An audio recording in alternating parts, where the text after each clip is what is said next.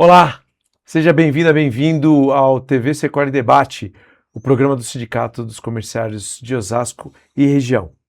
E estamos aqui gravando da UIS Mais Vídeo, dos estúdios da UIS Mais Vídeo, e se você busca um espaço para realizar o seu projeto, seja ele um podcast, um clipe, uma gravação, um curso, enfim, aqui é o seu lugar na UIS Mais Vídeo.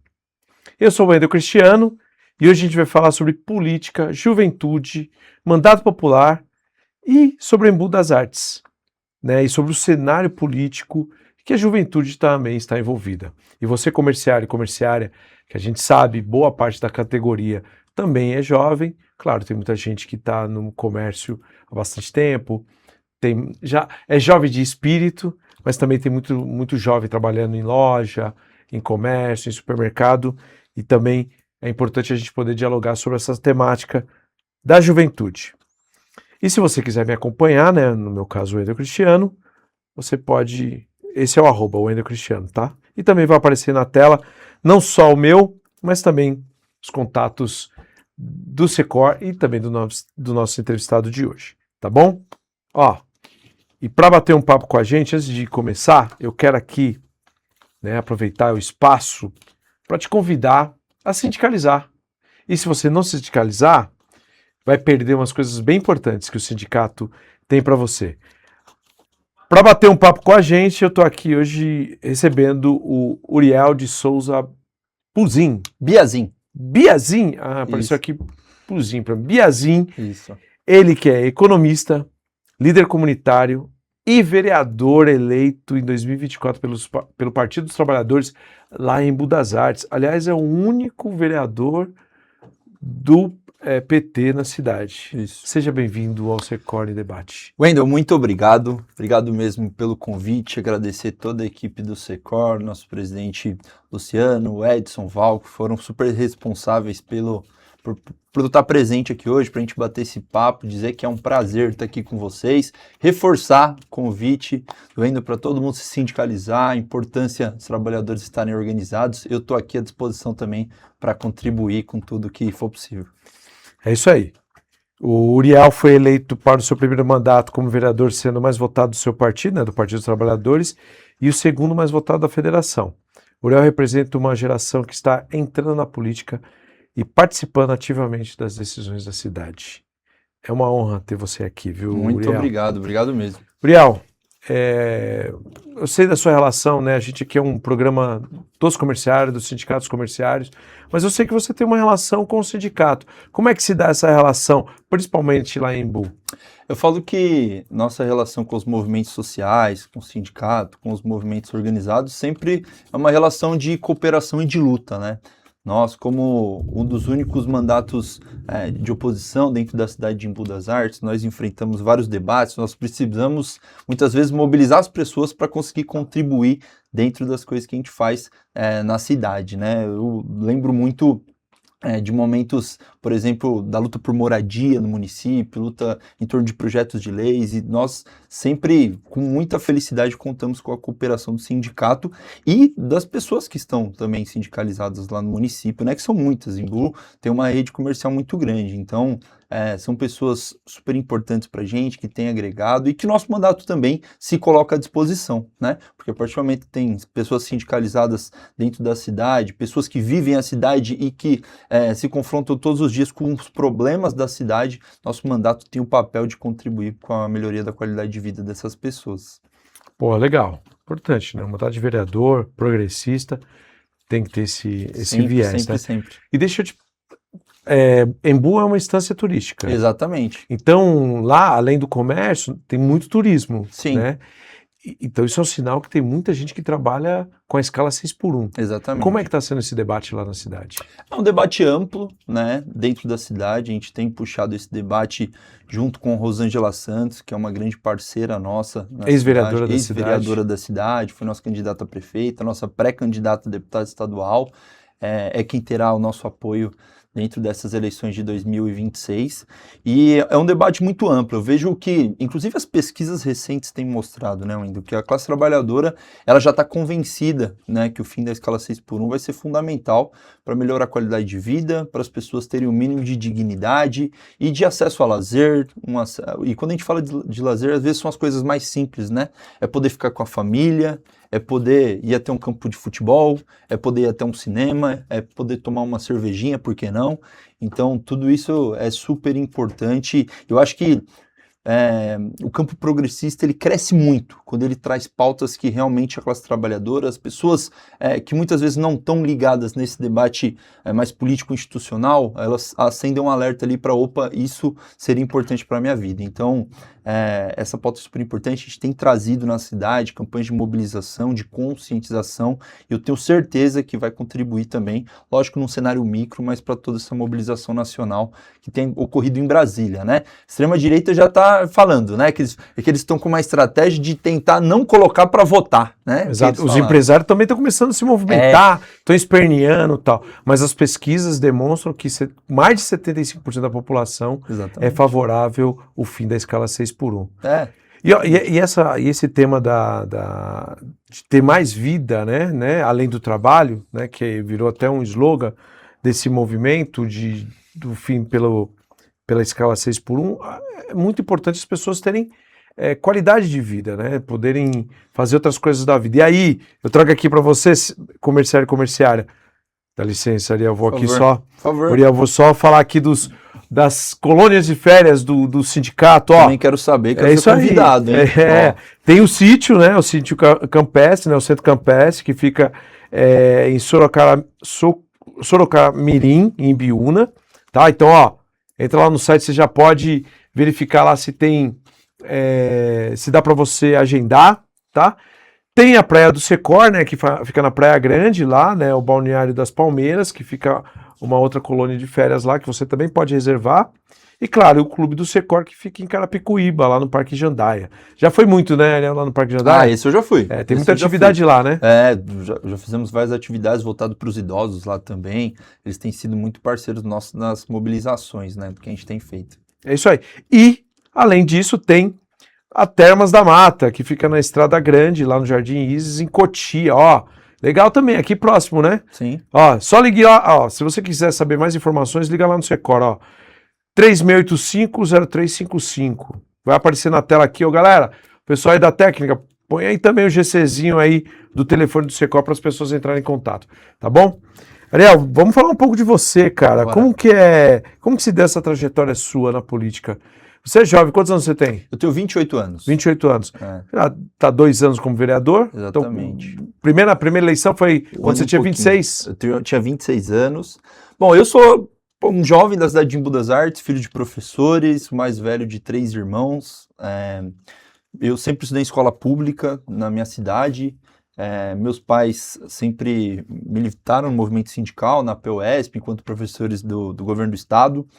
Eu, além da escola estadual que eu fiz no meu bairro, lá em Itatuba, em Embu das Artes, estudei na ETEC de Embu das Artes, e eu falo que eu sou fruto das políticas públicas dos governos do PT, né?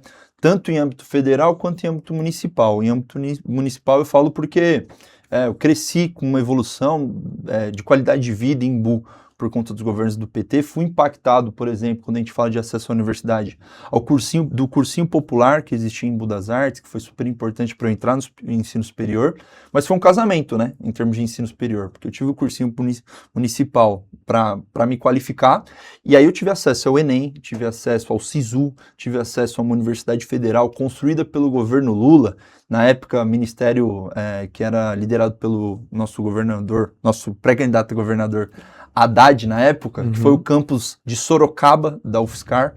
Fiz economia no campus de Sorocaba, sou formado em economia hoje, e eu falo que a política ela vem como um instrumento para a gente conseguir desenvolver e estruturar a qualidade de vida das pessoas, né? E a gente trabalhar por um mundo mais justo, menos desigual, e esse sempre foi um propósito nosso, né? Lógico, com muita estratégia, com muita organização, que é fundamental para a gente encarar tudo que a gente tem no cenário de hoje, né?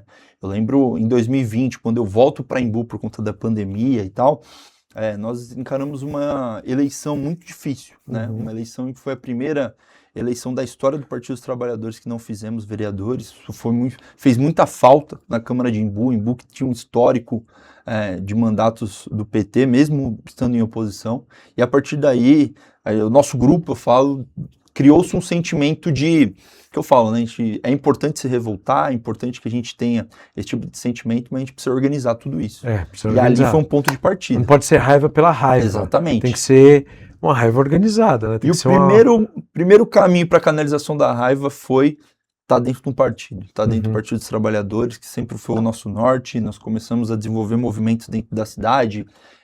Eu lembro que tinha um incômodo, e aí é um incômodo geral das cidades metropolitanas, que eu falo que São Paulo suga tudo, né? Todos os movimentos, todas as pessoas que desenvolvem as coisas. É satélite, né? Satélite. É satélite. E a gente fala de uma cidade, por exemplo, que hoje tem quase 300 mil pessoas, que até hoje tem uma universidade muito menor do que poderia ter, sabe? E outros diversos movimentos. Eu sempre falava, a gente está num momento muito difícil. Naquela época o Bolsonaro não estava comprando as vacinas, muita gente morrendo e tal. E existiam alguns movimentos, né, em todo o Brasil. E eu falava, pessoal, a gente vai puxar os movimentos para ir para São Paulo, para fazer uma mobilização muito maior e para conversar com pouca gente, porque vamos chegar lá, vamos encontrar pessoas que pensam como a gente. Vamos desenvolver ações aqui em Embu. Então, em Embu, nós criamos o movimento Embu contra Bolsonaro, que foi super importante, de conscientização, conversando com as pessoas, tudo isso e tal. Em 2022, nós encaramos uma eleição super complicada, né, mas que foi essa eleição de retomada do governo Lula. Eu tive o prazer de apoiar a Rosângela, que é a nossa liderança local para candidata a deputada federal, a Tainara Faria, que eu estava comentando com você, a deputada estadual. A Tainara ganhou a eleição, pude trabalhar 2 anos na Assembleia Legislativa do Estado de São Paulo, me deu muita experiência, e eu falo que foi uma escola ali para o mandato de vereador.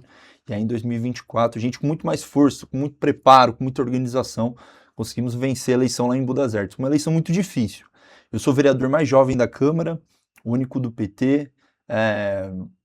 Tem mais um de oposição lá ou só Tem você mais um de oposição, que é o vereador Abdan Henrique, do PSB. PSB. Então, que a gente encara os debates lá com muita Hoje força, muita organização. Quantos vereadores tem? São 21 vereadores. São 21. São 21 vereadores. E aí a gente encara todos os debates lá, mas com muito orgulho e com muito prazer, né? Às vezes as pessoas vêm falar comigo e falam, Uriel, você tá lá sozinho, de oposição e tal. Eu falo, gente, eu me preparei muito tempo, foi justamente para enfrentar os cenários mais difíceis possível, e eu tô num lugar que muita gente batalhou para chegar. Então eu tenho orgulho, tenho a felicidade de fazer tudo isso e estamos à disposição para ajudar da melhor maneira possível. E é muito difícil ser um vereador de oposição em Embu das Artes? É muito difícil. Eu vou te dar um exemplo do que aconteceu ontem. Ontem nós colocamos um projeto para ser votado na comissão mista, que é a comissão que basicamente aprova os projetos para eles serem votados no plenário por todos os vereadores. Então, são 7 vereadores e aí, a partir daí ele vai para o plenário. E eu coloquei um projeto em defesa das mulheres do município, né? Desenvolver campanhas de conscientização contra a violência de gênero. Nós desenvolvemos campanha de organização de grupos temáticos na cidade para conscientização, principalmente nas escolas e de homens, né, do município, para a gente conseguir entrar nessa batalha, que hoje é uma batalha do Brasil, né? As mulheres cada vez mais têm tido esse avanço dentro da consciência do que é a violência de gênero, do que é a violência contra a mulher, de que vai desde as atitudes do dia a dia de um homem até esse último estágio, que é realmente assassinato, feminicídio, né? E aí foi super importante, nós temos que a gente deveria pautar. Os vereadores da base rejeitaram esse projeto na comissão mista. E aí tem um agravante, que no mesmo dia, essa comissão mista ela foi às 9 horas, no mesmo dia, às 10 horas, a Câmara realizou uma sessão solene em homenagem às mulheres do município. É uma contradição. É uma contradição gigante, porque o evento é importante ressaltar essas mulheres, agora a Câmara, os mandatos, eles têm que dar uma resposta para o município. Sim. E isso não existia, eu falo assim, não existia uma divergência ideológica, não existia uma divergência de texto, ninguém me chamou para a gente conseguir construir um texto diferente, era pura e simplesmente divergência política e dessa Uma forma. disputa ali é mais porque você era de oposição, eles são Exatamente. de situação e não queriam te dar esse espaço para isso acontecer. Exatamente. Então, é uma dificuldade que a gente vem enfrentando por conta de um pensamento pequeno de Uhum. que um vereador de oposição não pode aprovar projetos porque... Até porque você, como vereador também de oposição, se a base tem um projeto interessante para o município, você vota favorável, né? Aconteceu também. Eu votei num projeto do prefeito há 2 semanas atrás, que era um projeto para responsabilizar a Sabesp por quando abriu um Abre um buraco e buraco e não não fechava, sabe? Uma consertar. coisa assim. Aí eu votei no projeto. Um vereador do PL abriu Porque o é microfone. responsabilidade também, você é Total. responsável. Não é porque você é oposição que você vai fechar os olhos para os Então, problemas da mas você vê cidade. como a cabeça deles funciona. Eles falaram assim: olá, o vereador do PT tá votando um projeto do prefeito. Olha aí, já tá na base, não sei o quê. Eu falei, vereador, sabe qual que é a diferença minha para você? Que eu voto conforme a minha consciência e conforme o que eu represento. Se o projeto for bom, eu vou lá e voto. Eu não tenho chefe para dizer quem tem que votar ou não, que no caso é o prefeito da cidade. Até porque a população te elegeu justamente para defender os interesses de todo mundo. Exatamente. Claro que você é eleito por um pedaço ali, por um grupo de pessoas, uma parcela da população, mas depois que você é eleito, você vira um servidor público que você tem que olhar para a cidade de forma geral, não de Total. forma localizada ali para um assunto determinado. Você olha para a cidade como um todo. E cabe ao vereador, inclusive, fiscalizar. Fiscalizar. Aliás, o papel do vereador é fiscalizar e propor lei, basicamente, né? E também ajudar ali no orçamento da cidade, né? Discutir o orçamento da cidade. E me diz uma coisa, e ser jovem? Porque, assim, eu me lembro do meu tempo de juventude. Às vezes, né? Eu trabalhei em alguns lugares e as pessoas me chamavam de menino, mesmo já tendo sua idade, 28 anos. Sim. Ah, menino, para poder inferiorizar a sua posição como pessoa ali, liderança. Você sofre isso no seu dia a dia lá na Câmara? Ah, é o menino que está esperneando, deixa ele espernear. Ainda está jovem, ainda está aprendendo. Saia das fraldas, amadureça, eu já ouvi tudo isso. Na campanha, a gente encarava muito essa questão, né? Eu ia fazer campanha e tal, as pessoas falavam, pô, legal, um menino na política e tal. Tenta dessa vez, que aí não dando certo, você vai na próxima e tal. E aí eu pegava até as pessoas mais próximas, teve um amigo nosso que eu peguei ele, chacoalhei e falei, não, eu vou ganhar essa, não é na próxima. Precisa oxigenar, né, a Câmara. Oxigenar, foi super importante. Então hoje a gente tem, sim, essa dificuldade. Hoje existe um incômodo muito grande, né, porque a juventude ela tem ocupado os parlamentos. Isso estou falando de esquerda e direita, tá? Isso tem acontecido. E aí, a partir disso, existe um incômodo muito geral de como que chegou aqui, da onde que chegou. Chegou muita gente se incomodar falando, não, eu não vi você, não vi sua campanha, como que chegou aqui e tal. Então a gente tem essa dificuldade. O meu gabinete ele é composto majoritariamente por pessoas jovens. E eu acho que é super importante que tenham pessoas de todo o tipo na política, né? Claro. Tem mulheres, que tenham pessoas jovens, pessoas negras, pessoas de todos os... Tem equilíbrio. Exatamente. Então, isso é muito importante, e eu falo assim, a gente faz parte de uma transição geracional do Partido dos Trabalhadores, né? Nós evoluímos... Isso que eu quero falar contigo. Por favor. É esse processo também de renovação do PT. Sempre foi uma grande discussão, né? Eu acompanho o PT há muito tempo, e sempre uma discussão de renovação dos quadros. A gente vê, e com todo o respeito, e pela história, e por tudo que construiu, e a relevância, eu acho que também deve ter um papel fundamental nesse novo Congresso, já que esse Congresso hoje que a gente passa é um Congresso de extrema-direita, então precisa renovar para poder dar um equilíbrio nas decisões que são tomadas. Mas há também no PT figuras como Zé Disseu, João Paulo Cunha, né, Eduardo Suplicy, que têm um papel fundamental na história do partido e precisam estar dentro do parlamento. Mas também há necessidade de vir gente junto, né, trazer novos quadros. Recentemente, né, o presidente Lula convidou a Luna Zaratini, que é vereadora de São Paulo, para bater um papo com ela lá em Brasília, dizendo, não, olha o seguinte, você tem que ser candidata a deputada federal lá em São Paulo, precisamos de quadros novos, precisamos de fazer o debate ali, não deixar, por exemplo, o Nicolas, né, ou o pessoal do MBL liderar esse agrupamento de juventude sozinho e a gente não dialogar. Como é que qual é a sua percepção disso? Você está conseguindo ter esse espaço? Você acha que realmente o PT abriu os olhos para esse novo cenário político, essa nova conjuntura, esse período histórico em que os grupos de direita conseguem dialogar melhor com a juventude do que a esquerda? Cara, eu acho que sim, eu acho que a gente tem tido essa evolução dentro do PT. Eu acho que esse processo, olhando para o estado de São Paulo, né, mas a gente tá inserido, ele começa em 2020, onde a gente tem a ocupação principalmente de vereadoras, né, nas câmaras municipais de todo o estado, e aí 24 vem para validar essas que já estavam na cadeira, né, vem com uma votação muito grande. Então a juventude, ela mostra, primeiro, né, que é super importante para dentro da política, que tem voto, né, que faz a disputa política, que expande horizontes dentro do partido. A gente tem aqui em Osasco, por exemplo, um mandato de vereadores jovens, um coletivo que ocupou a Câmara de Vereadores depois de, acho que 2 mandatos em vereadores aqui em Osasco. Mesmo caso a gente em Imbu. Exato. Então tudo isso é super importante, porque a questão, a primeira questão é sempre essa, tá, mas tem voto, faz o quê? É da onde? É de que bairro? É de que movimento? Então já começa daí. Então, se eu não me engano, do partido de 20 para 24, nós somos de 10 para 33 vereadores jovens. Então esse movimento, ele já está acontecendo dentro das câmaras municipais. E está acontecendo por quê? Porque existe uma ânsia da sociedade por renovação política, por gente nova, com cara nova. Eu falo que da mesma forma que muita gente olhava para mim na campanha e falava, pô, esse menino é jovem, talvez na próxima e tal, muita gente também brilhava o olho e falou, pô, um cara diferente, um cara com sangue novo, com uma linguagem diferente, com uma disputa diferente, fazendo campanha de uma forma diferente, que sempre foi o que a gente buscou fazer. Então, não é...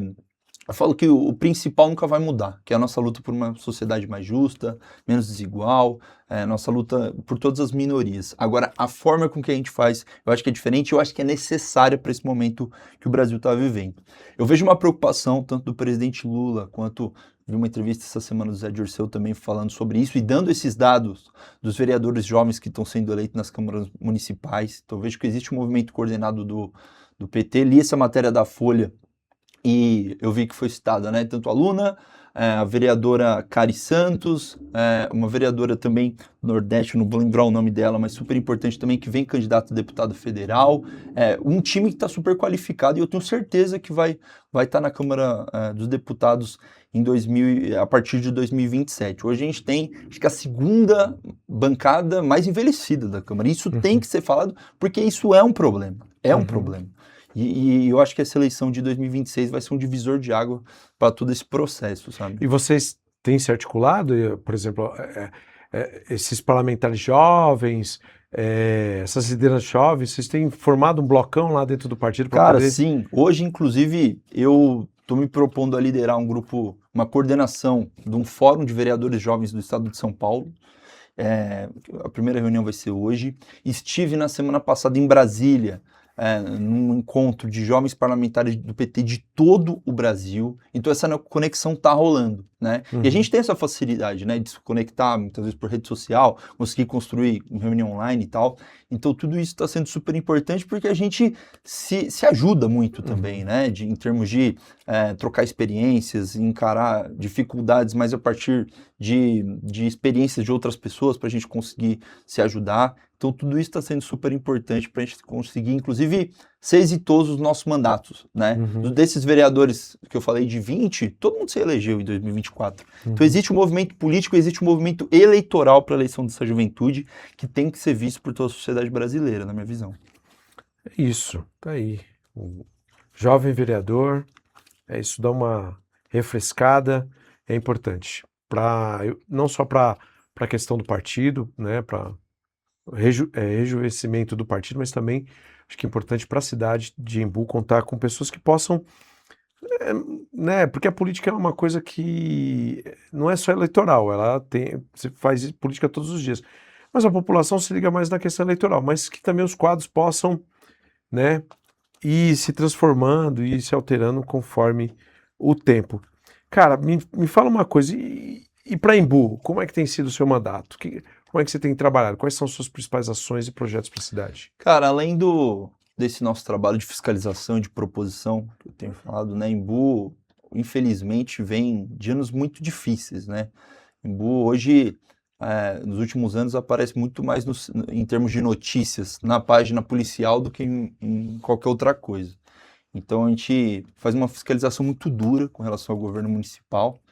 e tem proposto muita coisa dentro da Câmara. Nós, no começo do mandato, conseguimos aprovar projetos, temos mais de 10 projetos aprovados na Câmara, e agora a gente está numa fase, e esse projeto, todos eles passaram. Agora a nossa fase é cobrar o prefeito para fazer a implementação, né, que é uma fase super difícil. Mas fora isso, a gente tem desenvolvido muita coisa fora. Nosso projeto dos cursinhos populares, ele foi rejeitado dentro da Câmara pelos mesmos motivos que eu falei para vocês dessa questão do feminicídio. Mas hoje nós conseguimos desenvolver em apoio a uma instituição super importante que é o Cursinho Popular Mauro Mateus, na cidade. Então hoje nós apoiamos um projeto que tem mais de 40 alunos que estão se desenvolvendo, alunos de escola pública da periferia de Embu das Artes, para conseguir se qualificar e acessar a universidade, como eu pude fazer lá atrás, empoderado pelo poder público, impulsionado pelo poder público, que é uma coisa que foi a primeira coisa que desmontaram lá quando eles assumiram. Além disso, nós temos projeto com idosos, né? Hoje a gente tem um crescimento muito grande do número de idosos no Brasil, até por conta do avanço de qualidade de vida e tal, então esse público tem que ser olhado, né? As pessoas, elas querem se movimentar, elas querem fazer atividade de lazer, elas querem ler, elas querem escrever, elas querem fazer tudo isso, então é um norte nosso também, além de projetos na área do esporte também, né? Eu joguei muito tempo, meu pai é professor de educação física, joguei na várzea há muito tempo, nós temos um time de várzea em Embu das Artes, e nós desenvolvemos esporte agora voltado para o público feminino, né? Para a inserção do público feminino dentro do esporte, inclusive desde muito jovem e tal. Então são várias ações que a gente tem desenvolvido, e eu falo assim, eu não vou ter sempre o cardápio, tudo pronto com relação às ações. Muitas vezes as coisas chegam pra gente, e a partir dali a gente consegue desenvolver muita coisa. Então o nosso gabinete está super aberto, minhas redes sociais, toda pessoa que tiver qualquer coisa na cabeça, às vezes é aquela ideia, e eu já tive muito isso, né? Aquela ideia de, pô, será que vai? Será que não vai? Será que eu falo? Será que não falo? Procura a gente, vamos falar sobre isso, porque acho que uma das nossas missões é fazer as coisas sair do papel e fazer chegar nas pessoas. Isso é, as redes do Uriel estão aí para você entrar em contato com ele. Isso. E lá, você que é de Embu, ou ali da divisa, ali Por favor. dos municípios, né? Tabuão, né? Cotia Tabuão, faz Cotia, São Paulo, Paulo. Itapecerica, Tapecerica, tá? Então, pode ir ali mandar por favor. um e-mail, mandar aí uma mensagem para ele, que ele ou a assessoria dele vão responder você e ajudar você a solucionar aí o gargalo. Me diz uma coisa, seu gabinete tem muitas mulheres? Tem. Tem? Hoje a gente tem metade, né, Uhum. de todo o grupo que está dentro do gabinete de mulheres. Como eu falei, um gabinete jovem, metade também de pessoas LGBTs, então é um dos nossos orgulhos dentro dessa oxigenação. E eu falo que quando a gente assumiu o mandato, a gente não fez uma... Quantos votos você teve? Eu tive 1.470 votos. Bastante votos. A gente não precisou fazer uma busca ativa necessariamente por isso, porque já eram as pessoas que estavam dentro do nosso núcleo, sabe? Então isso é super importante, né? A gente já vem de uma geração onde as pessoas são mais respeitadas, onde a gente tem uma convivência melhor com as pessoas, e aí tudo isso foi super importante para a gente ter o gabinete, com certeza, o mais diverso da Câmara, disparadamente. E você é muito atuante nas redes sociais, tem um trabalho bem bacana, eu acompanho você. Eu encontrei com você em Brasília tem mais ou menos uns 6 meses, né? Lá no Ministério da Saúde. Como é que você vê, como é que você está enxergando esse avanço da extrema-direita, novamente, uma disputa eleitoral para a presidência da República muito apertada? O que você está sentindo? Já que você dialoga com muito jovem e tal, como é que você vê esse processo eleitoral que está à porta, né, que deve acontecer agora em outubro? Hoje tem um sociólogo que eu acompanho várias pesquisas, eu não vou lembrar o nome dele, mas direto ele está no Jornal da Noite da Globo lá, então você com certeza conhece. Ele fala que hoje a disputa dentro da sociedade é uma disputa de 10% da sociedade, né? Porque você tem muito cristalizado ali esse lado bolsonarista e esse lado mais ligado ao lulismo, que é maior, inclusive, que o petismo, né?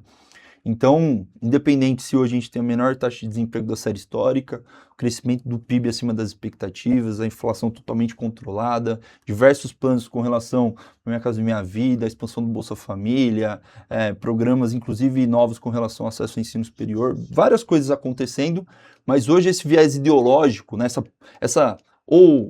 a polarização, a politização do Brasil, ela tem crescido muito, né? Então essa disputa ela está cada vez mais difícil. Eu vejo que a extrema-direita buscou um nome que já teria uma absorção desse recall eleitoral do Bolsonaro imediata, porque partir do momento que é o filho dele, foi muito rápido, né, essa absorção eleitoral.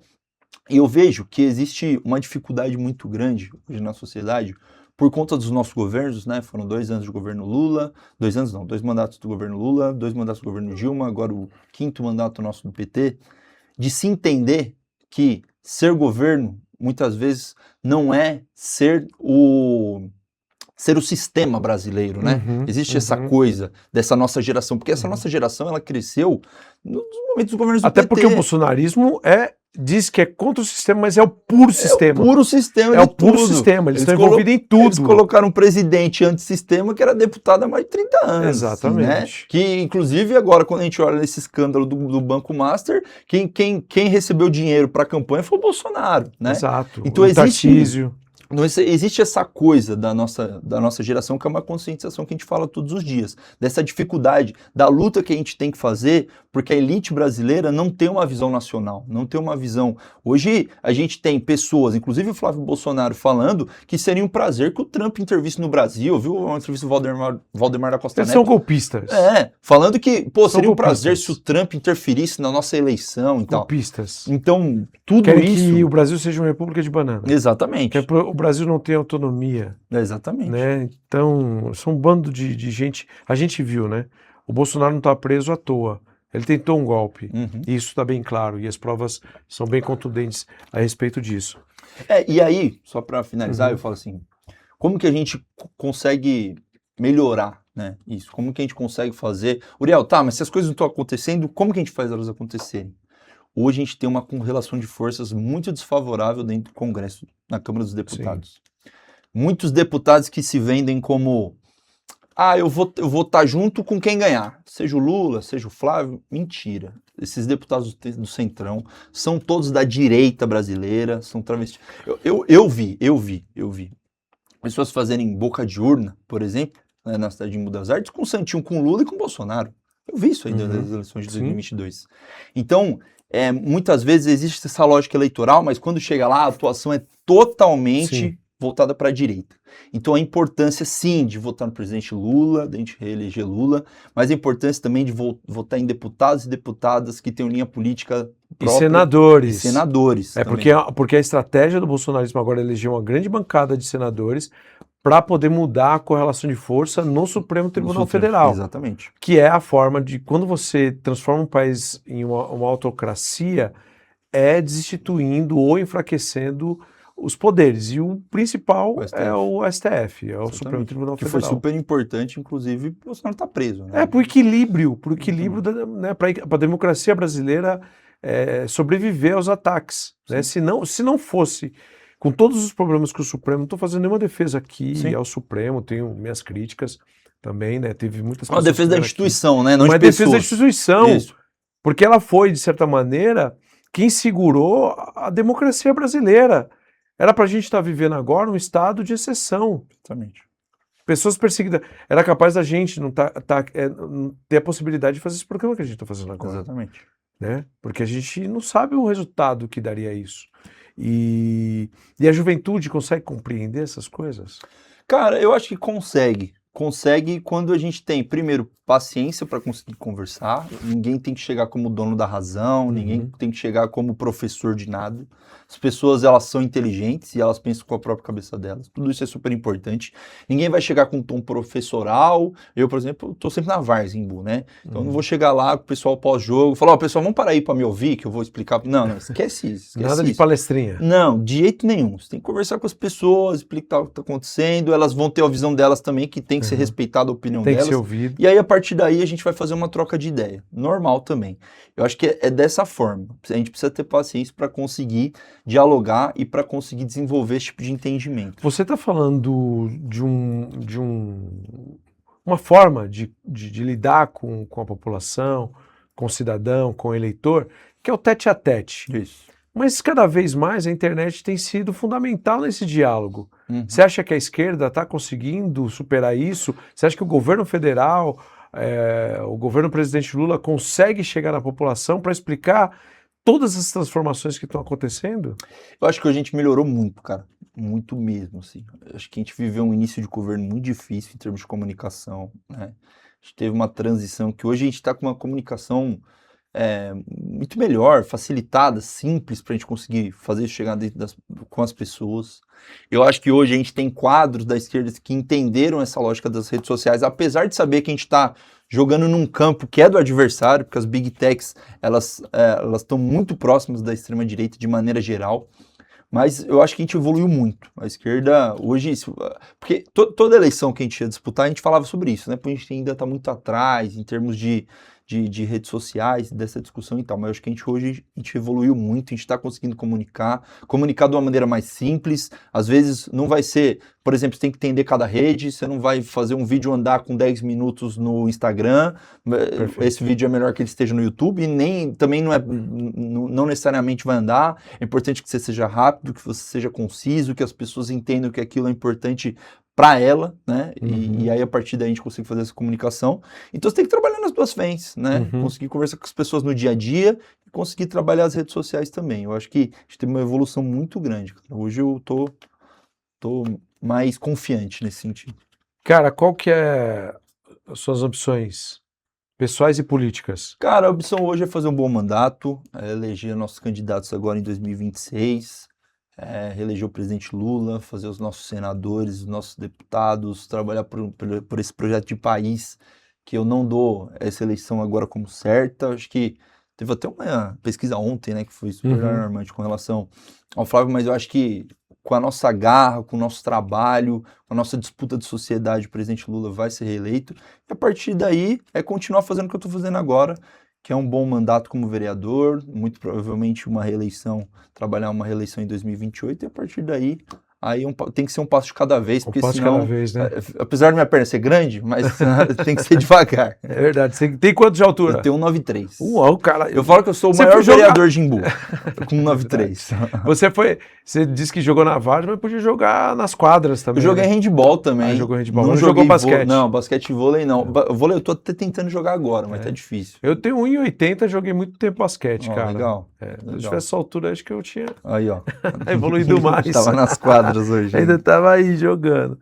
Cara, Uriel, prazeraço bater um papo aqui com você. Isso. Eu acho que é isso. Na política, eu posso confessar aqui, pessoal que está assistindo, eu também fui filiado ao PT e eu fui secretário de juventude do PT e eu sempre defendia muito que havia espaço para que a juventude discutisse o partido, mas de forma sóbria, com a rebeldia da juventude, que eu acho que é necessário, né? Lógico. Eu fiz parte dos movimentos de juventude e tal, movimento estudantil, e eu sei da importância, né, do jovem estar nesses espaços. E esse projeto do PT, acho que é um projeto bom. Acho que cada vez mais fomentar candidaturas jovens, é bom para a política, é bom para o partido. O PT é um partido já consolidado na sociedade brasileira, um dos maiores partidos do mundo, né? O maior da América Latina. Então, certamente, né, do campo progressista tem uma história muito bonita e é importante que essa história seja também o bastão seja repassado ao longo do tempo. Com certeza. Tá bom? E a transição geracional está acontecendo. Eu falo que 2024 foi eleito o vereador mais jovem da história do PT em Embu das Artes. E isso aconteceu nas câmaras de todo o país. 26 vai dar esse recado, eu tenho certeza. E aí, a partir daí, a gente vai conseguir debater o que muitas vezes agonia todo mundo, que é o pós-Lula, essa transição de nomes e tal. Isso vai acontecer. Nós vamos focar na nossa tarefa em 26, que é eleger os nossos candidatos. Hein? É isso aí. Uriel, muito obrigado pela presença, obrigado por ter aceito o convite do Secorne Debate, obrigado por você estar aqui na UIS Mais Vídeo, né, nos estúdios da UIS Mais Vídeo, aqui na UIS, tá? Seja sempre bem-vindo. Agradecer a todo mundo do estúdio, indo pela apresentação, obrigado mesmo, toda a diretoria do Secor aí, dizer que sempre estaremos à disposição lá em Embu das Artes. Quem se quiser seguir no Instagram, Uriel Biazin, em todas as redes, pode procurar, tem meu contato lá, sou eu mesmo que vou falar com você, estamos à disposição para a gente construir um futuro melhor e com mais oportunidade para todos e todas, beleza? É isso aí, valeu, viu, cara? Vamos que vamos. Vamos que vamos. É nóis. Ó, galera, você que ficou aí assistindo a gente até agora, pôde ouvir coisas muito interessantes desse jovem vereador lá de Embu das Artes, está fazendo um brilhante trabalho, né? Então, É política, juventude, cidade, trabalho e o futuro do nosso país com Uriel. Ó, o Secor Debate é esse espaço, né, de conversa, de reflexão, a cada 15 dias, segunda-feira, né, a segunda e a última segunda-feira do mês, tá aí no canal do YouTube da TV Secor para você poder acompanhar. As redes sociais apareceram aqui e eu não posso deixar de lembrar você né, se você é sindicalizado, aproveite os convênios do sindicato, né? Isso. Tem várias coisas legais lá para você fazer, inclusive tem capoeira, hein? É só procurar lá a sede, que fica em Osasco, e até as subsedes. Você pode ver as subsedes no site do Secor, ver o endereço, tal, os contatos, também fazer lá o contato, e também pode usufruir das colônias de férias, né? Tem o sítio, que fica em Ibiúna, tá, né, o Centro Campestre. Ó, só entrar lá no site ou ligar lá no Secor, vai aparecer o número aqui e pedir a reserva. Na praia, né, na Praia Grande, né, tem uma colônia de férias lá na praia, no Balneário das Palmeiras, e também tem o Clube do Secor lá em Carapicuíba. Além disso, tem a parceria, um convênio com a Termas da Mata, que fica em Cotia, ó, pertinho, cara. Então, você pode usufruir com a sua família sendo sindicalizado. E você que não é, tá na hora de sindicalizar. Vem ser sindicalizado do Secor, o sindicato que trabalha por você. Tá bom? É isso. Agradeço aí a sua companhia por ter ficado até aqui conosco e te espero nos demais programas. Um abraço e até lá.